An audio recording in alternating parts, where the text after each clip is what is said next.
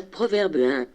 Proverbe de Salomon, fils de David, roi d'Israël, pour connaître la sagesse et l'instruction, pour comprendre les paroles de l'intelligence, pour recevoir des leçons de bon sens, de justice, d'équité et de droiture, pour donner aux simples du discernement, aux jeunes hommes de la connaissance et de la réflexion.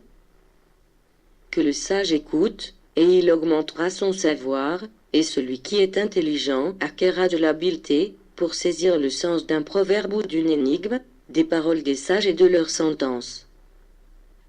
La crainte de l'Éternel est le commencement de la science. Les insensés méprisent la sagesse et l'instruction. Écoute, mon fils, l'instruction de ton père, et ne rejette pas l'enseignement de ta mère, car c'est une couronne de grâce pour ta tête, et une parure pour ton cou. Mon fils, si des pécheurs veulent te séduire, ne te laisse pas gagner. S'ils disent, viens avec nous.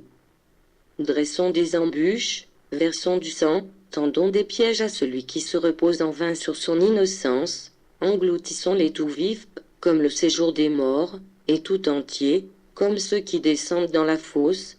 Nous trouverons toutes sortes de biens précieux, nous remplirons de butin nos maisons. Tu auras ta part avec nous, il n'y aura qu'une bourse pour nous tous. Mon fils, ne te mets pas en chemin avec eux, détourne ton pied de leur sentier, car le pied court au mal, et ils ont hâte de répandre le sang. Mais en vain jette-t-on le filet devant les yeux de tout ce qui a des ailes, et eux, c'est contre leur propre sang qu'ils dressent des embûches, c'est à leur âme qu'ils tentent des pièges. Ainsi arrive-t-il à tout homme avide de gain. La cupidité cause la perte de ceux qui s'y livrent. La sagesse crie dans les rues, elle élève sa voix dans les places. Elle crie à l'entrée des lieux bruyants, aux portes, dans la ville, elle fait entendre ses paroles. Jusqu'à quand, stupides, aimerez-vous la stupidité? Jusqu'à quand les moqueurs se plairont-ils à la moquerie, et les insensés haïront-ils la science? Tournez-vous pour écouter mes réprimandes. Voici, je répandrai sur vous mon esprit, je vous ferai connaître mes paroles.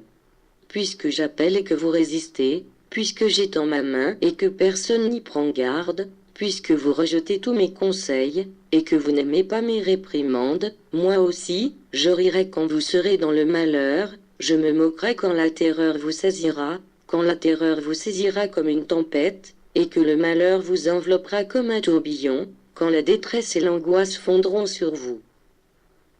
Alors ils m'appelleront, et je ne répondrai pas, ils me chercheront, et ils ne me trouveront pas. Parce qu'ils ont haï la science, et qu'ils n'ont pas choisi la crainte de l'Éternel, parce qu'ils n'ont point aimé mes conseils, et qu'ils ont dédaigné toutes mes réprimandes, ils se nourriront du fruit de leur voix, et ils se rassasieront de leurs propres conseils, car la résistance des stupides les tue, et la sécurité des insensés les perd. Mais celui qui m'écoute reposera avec assurance, il vivra tranquille et sans craindre aucun mal.